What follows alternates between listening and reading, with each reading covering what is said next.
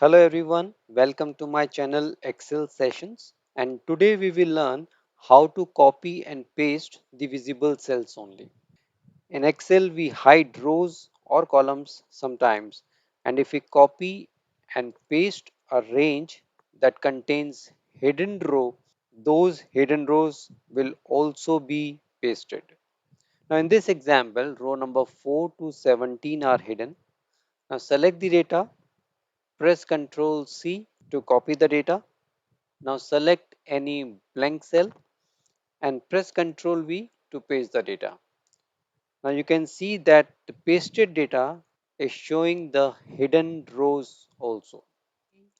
Now to copy only the visible data, select the data to copy, press F5 key, go to dialog box will open. Now click on spatial button, go to spatial dialog box will open. Now select visible cells only option and click OK.